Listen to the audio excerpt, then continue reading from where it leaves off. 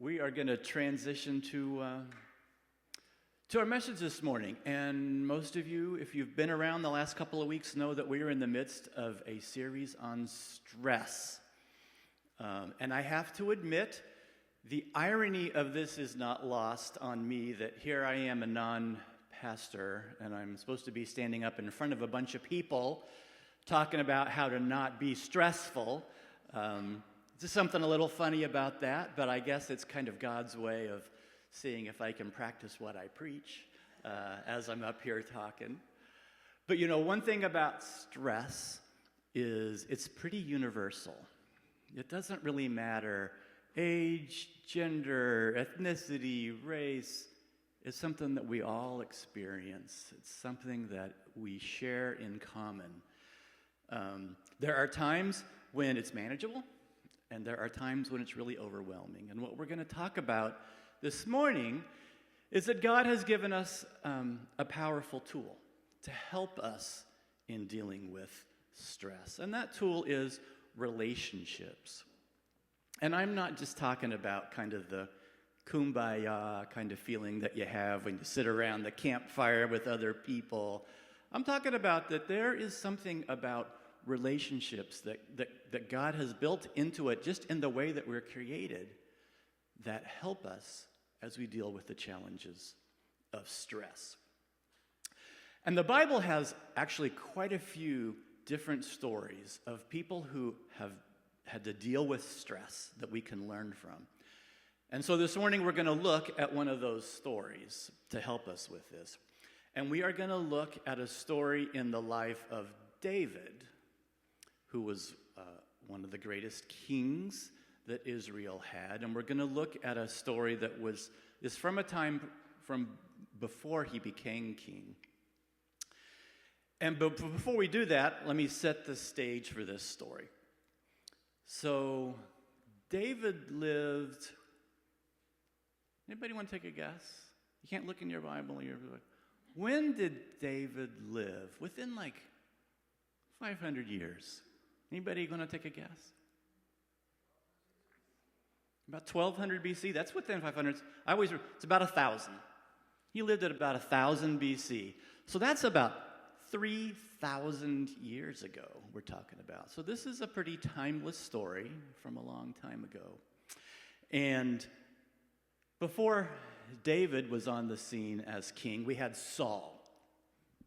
That's a nice little AI-generated picture of Saul. I don't know why that, literally, that's what that is. And what it is about that picture is that Saul was a person who fit the stereotype of a king.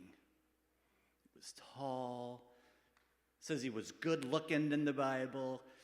In 1 Samuel, it said, there was no one among the Israelites more handsome than Saul, right? If you look up the word king in the dictionary, you're probably going to have a picture of someone like Saul because he fit the stereotype of what you think of as a king. And he was the first king of Israel. Unfortunately, it did not take Saul long to get on God's bad side.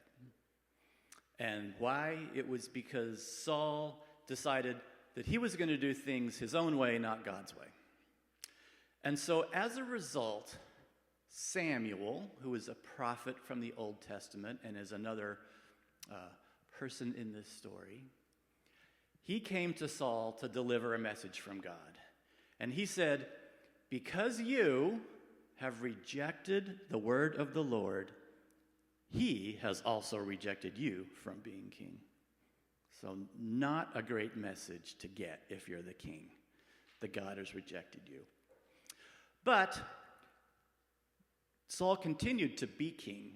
He didn't immediately lose his throne. It's just that he no longer had God's blessing.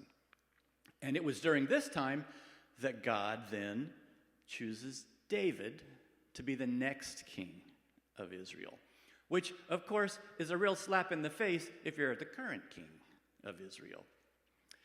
But David is nothing like Saul, right? If you look up king in the dictionary, you're not going to see a picture of someone that looks like David, because he did not have that stature that you would think of a king having. He didn't carry himself that way. But, again, Samuel, who delivered that message to Saul, he says, "The Lord sees not as man sees. Man looks on the outward appearance, but the Lord looks on the heart." And that's when things get really interesting. Because then David, he becomes a servant for Saul. And then he actually marries one of Saul's daughters. And then we have the story of David and Goliath, where David slays Goliath. And then David continues to have victory after victory on the battlefield. So David becomes very popular with the people. And Saul, not so much. Saul becomes very, very jealous about all of this. So jealous that he actually tries to kill David. So David, who is just trying to do the best job he can, finds himself having to run for his life from his father-in-law. So not a good situation. Now, you may not be in quite such a life-threatening situation, but you may be experiencing some things in your own life that are actually somewhat similar to what David is experiencing. Maybe you're in a job where you feel like that nothing you do is good enough. Or you're in a relationship that seems to be turning sour and you don't know what you've done to cause it. Those are just examples of things that could be causing stress in our lives. And there are plenty of others. Plenty of others. Stress can come in many forms, but its impact is often the same if we let it overwhelm us. It can weigh us down, and it can cloud our judgment. So this morning, what we are going to do is we're going to look at 4 areas to help us understand stress and how God's gift of relationships can help us handle it. And those 4 areas are, first, we're going to look briefly at a definition of stress. We're going to look at the biblical foundation of relationships. We're going to look at how those relationships can help us in times of stress. And then finally, we'll close with what are some things that we can do to help us foster and build positive relationships in our own lives. All right? So, let's start with defining stress, which might seem pretty obvious because, again, it's something that we all experience. But what I just want to do is make sure that you recognize that there's a difference between stress and worry, which often get used interchangeably. You see, worry is an emotional response that we have. It's an anxiety that comes when we fixate on what might happen in the future. And the Bible addresses worry, for example, in the Sermon on the Mount, where Jesus says that we shouldn't worry about tomorrow. And he points out that worry is always counterproductive. It doesn't add anything to our lives. It doesn't accomplish anything. In fact, worry drains us. Worry, in a sense, is the emotional toll that we pay when we forget that God is in control, and instead we focus on those things that we can't control. That's worry, and it's very real, and it's something that we deal with. But it's different from stress, which is also very real. Because while worry is an emotional response, stress is actually a biological response. It's how our body reacts to external pressure. And it's not necessarily good or bad. In fact, without stress, we would not be able to survive. The stress response is what causes us to activate that fight or flight mechanism that we have. It's when we confront something difficult, it's what makes us either realize we have to decide to tackle it head on or we need to retreat away. It's stress that causes that. Now, I recently had a chance, firsthand, to see an example of the stress response in action. Now, many of you know that my wife, Karen, who was up here earlier, and Karen and I have 4 amazing daughters. They're all adults now. I know you're shocked. We have adult daughters? We're so young. How could that be? But it is true. And so when those daughters were much younger, Karen and I made a deal with those daughters. And let me pause right here. And to all of you parents of younger children, and apologize that when your kids hear this deal that Karen and I made, you may have to deal with those repercussions when your kids come to you and say, hey, I like that deal.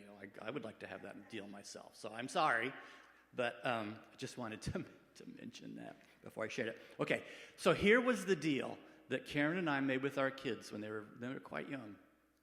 We said, hey, when you turn 30, you can pick anywhere that you want to go, and Mom and Dad will take you. But there's one condition to that deal. The condition was it is just you and Mom and Dad. If you have a significant other, if you have kids, if you have a pet that you're attached to, none of them can come. It's just the kid and Mom and Dad. That was the deal. And we have actually had some pretty amazing trips with our kids because of that. It's been a wonderful time to connect with them as adults. And it just so happens that a few weeks ago, Karen and I took our trip with our youngest, Renee, which some of you know Renee. And this trip, though, was a little unique. And let me explain why.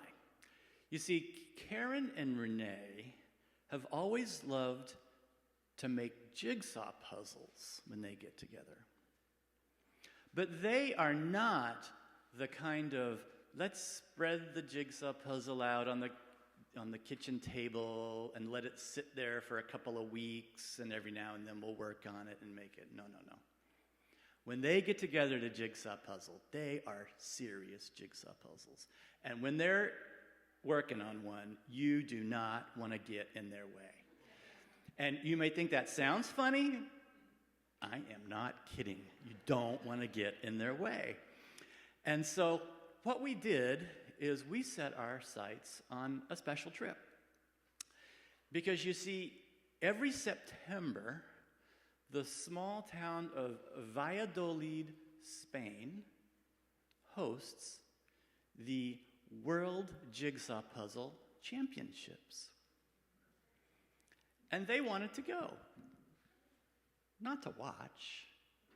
They wanted to go and compete in the World Jigsaw Puzzle Championships. And that's what we did. So they entered the pairs competition of the World Jigsaw Puzzle Championships in September.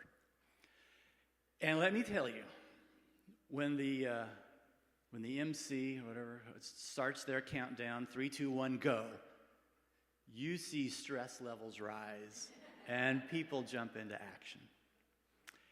And it just so happens, I have a little video. Because you see, I was there in Valladolid at the championships. I was not competing. I was watching, but I have my phone. And so here's just a very short clip. It's like 15 seconds long of the opening of the preliminary round of the pairs competition. So what you're going to see, I'll just set the stage, is you're going to see those announcers. Now we're in Spain, so there's going to be a woman on your left who's going 3, 2, 1, go in Spanish. And the gentleman on your right is doing it in English. 3, 2, 1, go. You'll see everybody get started, and then I'll pan over to Karen and Renee. You'll see them wearing their Team USA shirts. And there are 4 different preliminary rounds. You'll see a very full room. There's close to 200 pairs competing, and so it's a big crowded room. And so you'll see all that, and you'll see them get started. So let me step out of the way, and you'll see this in action. 3, 2, 1,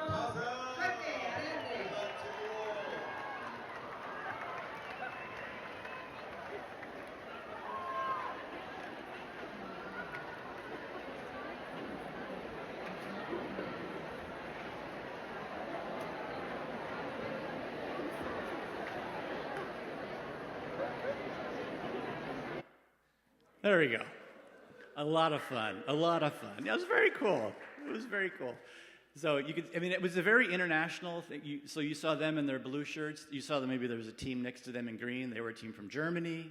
There were, I think, 45 different countries represented in that competition. You saw that maybe you noticed they were team number 176. There were close to 800 teams. So a lot of fun. And that's a fun example of how stress can spur you to action, because when you're in a situation like that, you're going to do things better and quicker than you would just normally, and that's the positive side of stress kicking in. But there are times, right, when stress is not going to be positive, when it can be overwhelming, and when it can make us paralyzed, in fact, in our ability to act. But God, in His wisdom, hasn't left us without help. And that is where the importance of relationships come in. And so now we'll go to really understand a little bit about what is that biblical foundation of relationships. Because, God designed us from the very beginning to handle stressful situations, to handle life not alone, to handle it with others. If we go back, kind of the classic verse in Genesis, right? It's not good for man to be alone, God says. And that's not just a verse about marriage, which it's often applied to. It's about community. Again, if you think about it, God Himself lives in community. Father, Son, Holy Spirit. So, doesn't it make sense that people created in God's image would also be created to live in community? In Ecclesiastes chapter 4, it says that 2 are better than 1. For if they fall, one will lift up his companion. It's a passage that speaks directly to our need for others, and especially in times of stress.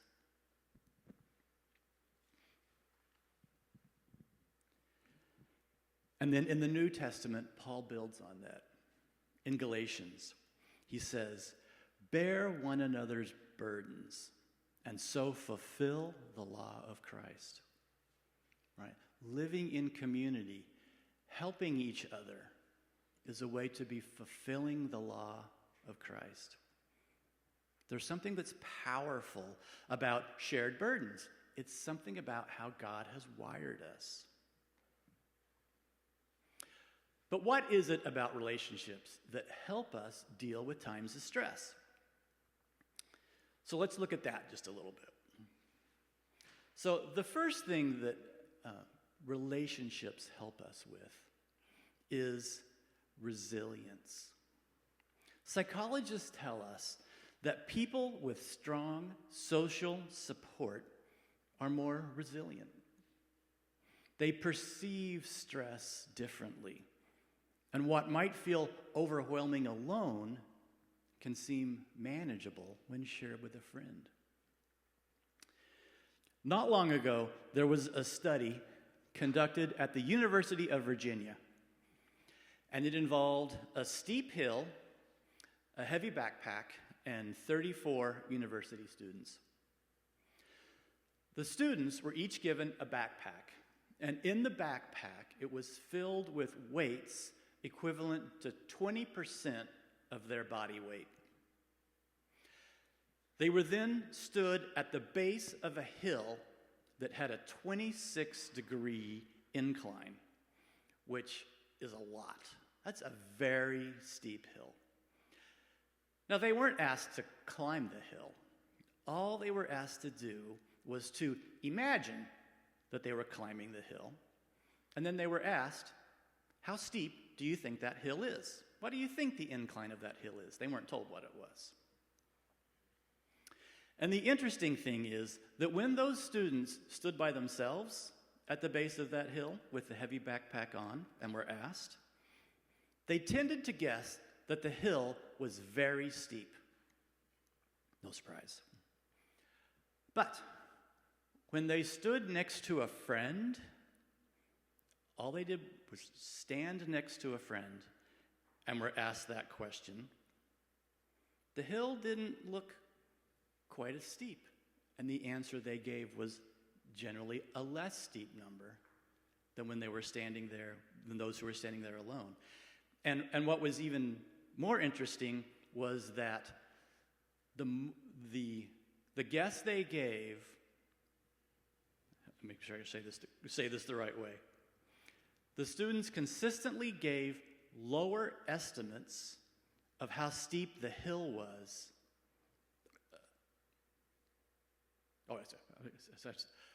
The longer they knew the person that was next to them, the less steep was their guess of how steep the hill was. Don't we have so much trouble saying that, right? So in other words, if you were standing right next to a very, very close friend, you guessed that the hill was even less steep than if you were standing next to someone who you hadn't known very long, but even then it was less steep than if you're there all by yourself.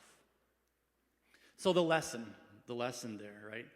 The world does not look as challenging with a friend by your side, right? Because the students in pairs consistently gave lower estimates of the hill's incline compared to students who were standing there alone. It was all the change in perception just because you had a friend next to you. So that's one thing that relationship helps us with. It actually helps build resilience. Another thing that it does is it can help us see things that we might have missed. And what do I mean by that? Well, let's go back to our story of David. Recall that he was under a significant amount of stress because Saul, who was both the king and his father-in-law, wanted to kill him. And David had a very good friend, many of you may know from the story, named Jonathan. And the Bible says that their relationship was very tight. It says that the soul of Jonathan was knit to the soul of David. Jonathan also happened to be Saul's oldest son. What a complicated set of relationships. I mean, you think your Thanksgiving dinner table is stressful. Imagine what it was like for them. So what did Jonathan do? Well, one of the first things that Jonathan did was warn David that Saul was plotting to take his life. That meant that David had a decision to make. Should he stay and try to work things out with Saul, or should he flee? That was the fight or flight mechanism kicking in from the stress. And when we encounter stressful situations, we have to make some of those same decisions. Do we stand our ground and face our situation head on, or do we remove ourselves from the situation? And depending on what the circumstances are, those can be really hard decisions. Because we live in a culture that says when the going gets tough, the tough get going.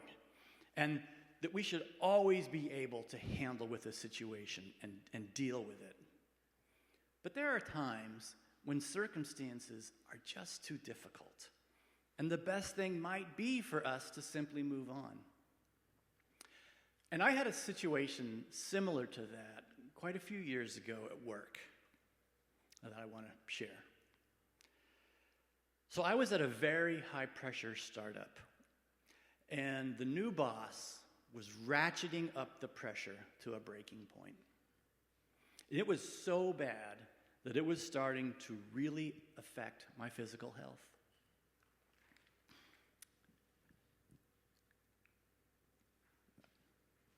And that was when one of my coworkers cared enough to pull me into a conference room and conduct kind of a miniature intervention session. He sat me down and he said, "Hey, Curt, you may not realize how much this job is affecting you, but I can tell.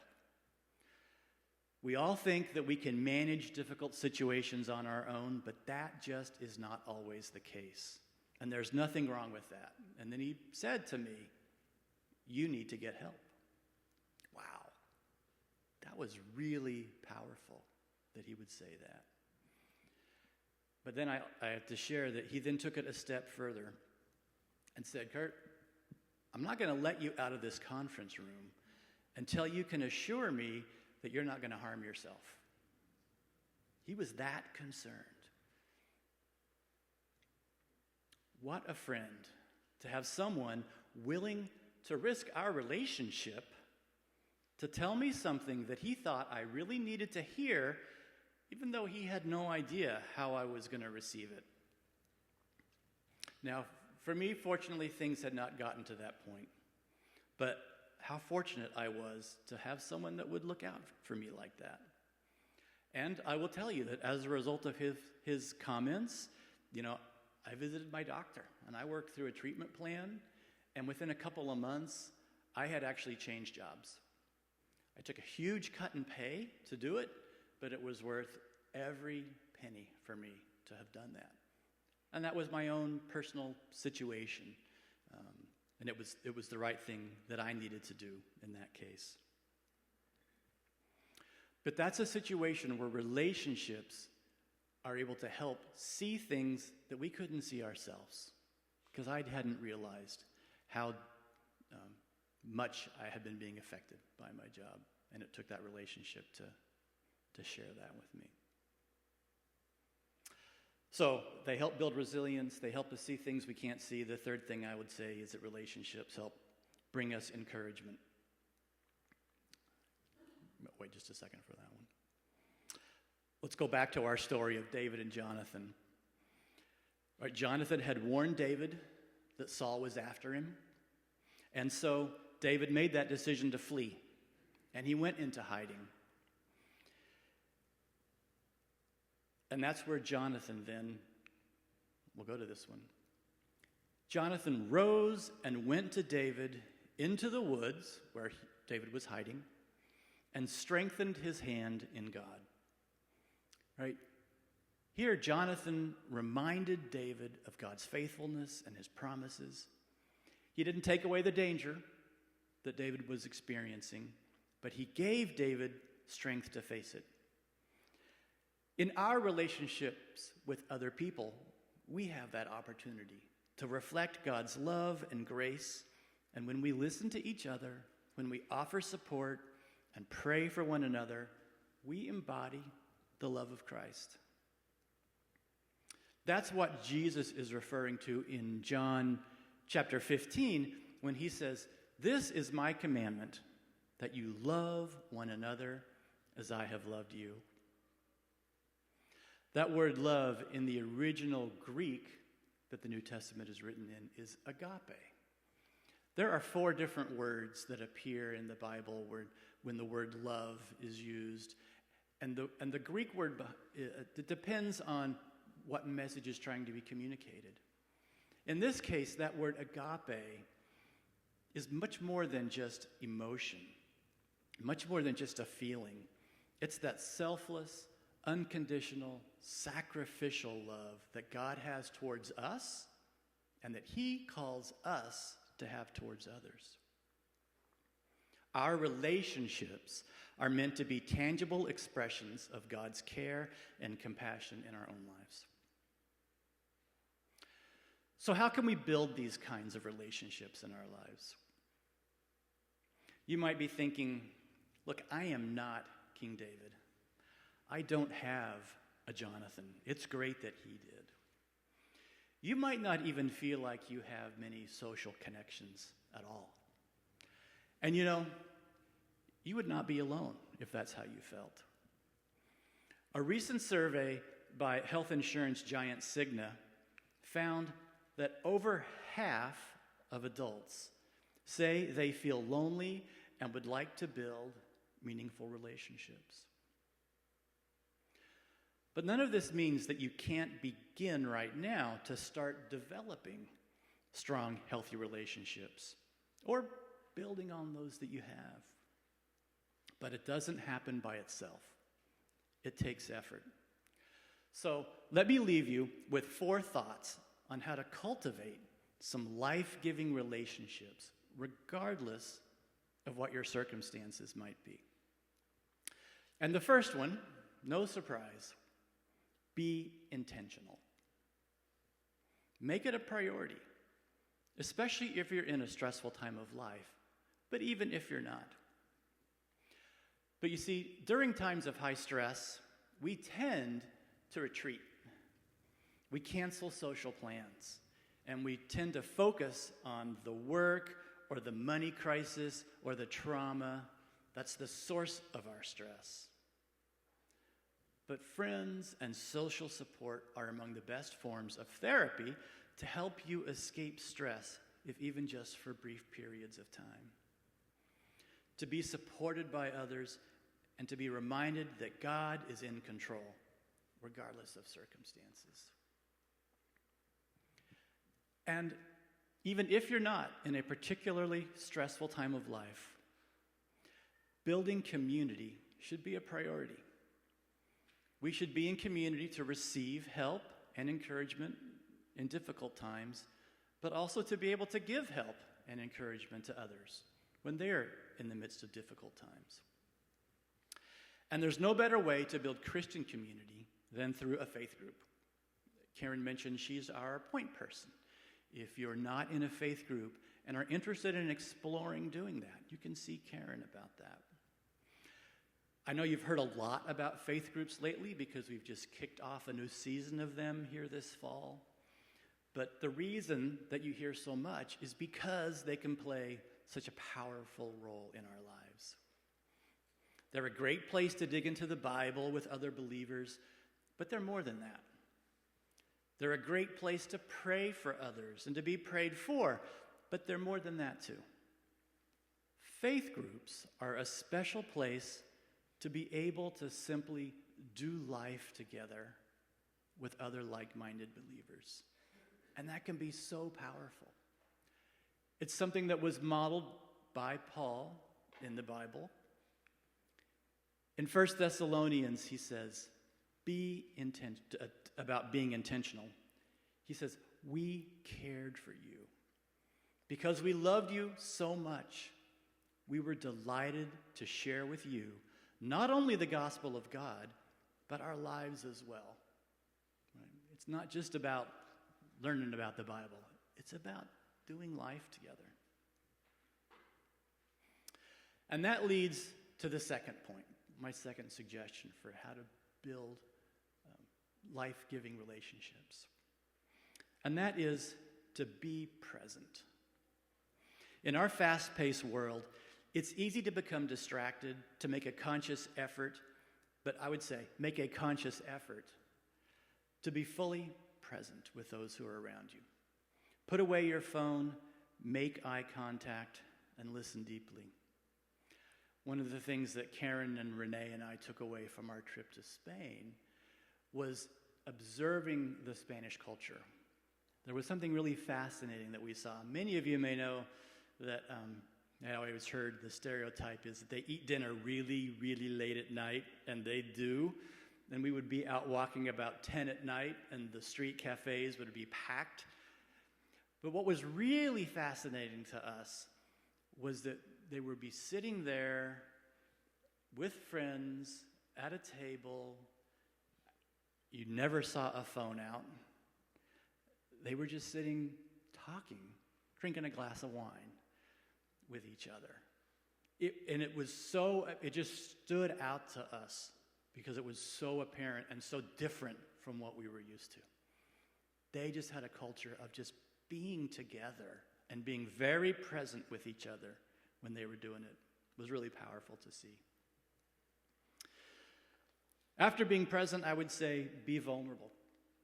It's tempting to put on a brave face and pretend that we have it all together when we are with others.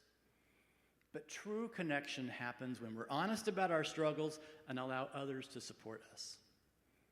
It can be scary to be honest and open about struggles and imperfections, but it can also be really freeing.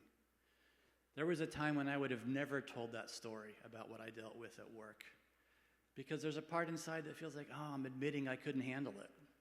But once I've gotten to that point, it has been a very freeing experience for me, and hopefully one that maybe others can relate to. And then fourth, be encouraging. Look for opportunities to build each other up. A kind word, a thoughtful gesture, or a prayer can really make a difference in someone's life.